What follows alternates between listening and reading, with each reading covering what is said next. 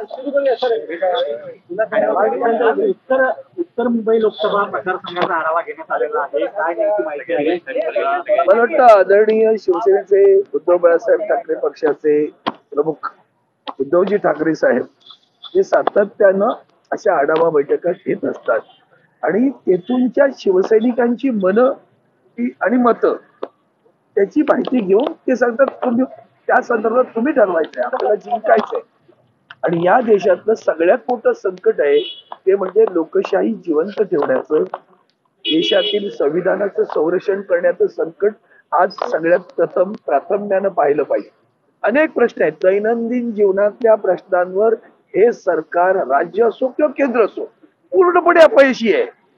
म्हणून भावनिक मुद्दे घेऊन, धार्मिक मुद्दे घेऊन लोकांना भडकवायचं किंवा भ्रम निर्माण करायचा आणि त्यांच्यासमोर एक असं चित्रपट उभं करायचं की हेच म्हणजे जीवन. त्यामुळे आज बेरोजगारांचे ताप आहेत. महाराष्ट्र धगधगतो आहे, महाराष्ट्र धगधगतो आहे आणि यांच्या सगळ्या या वागण्यामुळे धगधगतोय. तुम्ही सातत्यानं आश्वासनं देत राहता, तारखा तुम्ही देता आणि पूर्ण करत नाहीत आश्वासन. ही त्यांची पद्धत आहे. 15 लाखापासून सुरू आहे ती सगळे जुमले करायचे, बस वेळ मारून न्यायची. आदरणीय उद्धवजींना सतवणारा हा शब्द वापरतो बरं का. राज्याचे मुख्यमंत्र्यांचे कारभार करत असताना आणि त्यात कोविड सारखा तेव्हाही तुम्ही राजकारण केलं आणि त्यानंतर कुठे जरासा काळ नाही तर तुम्ही ताबडतोब एसटी महामंडळ विलीन करा. काय झालं त्याचं? तुम्ही पण गप्प राहता सगळेजण बरं का. हे सगळे मुद्दे आहेत. बेरोजगारांचा तांडाव मारत नाही.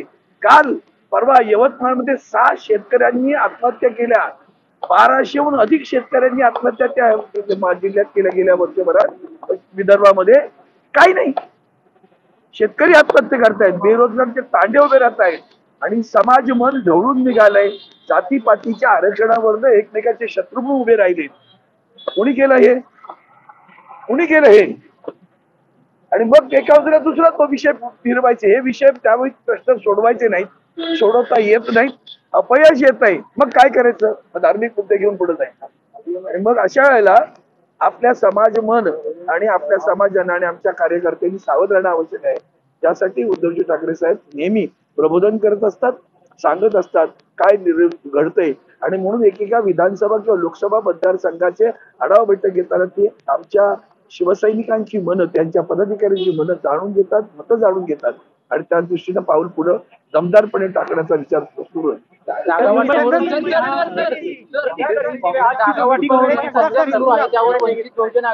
लोकसभेच्या आम्हाला देखील देण्यात याव्या. मला कल्पना हा विषय माझ्या अखेरीस येत नाही. ते सगळे नेते धुरीण नेते ते एकत्र बसले ते सोडव.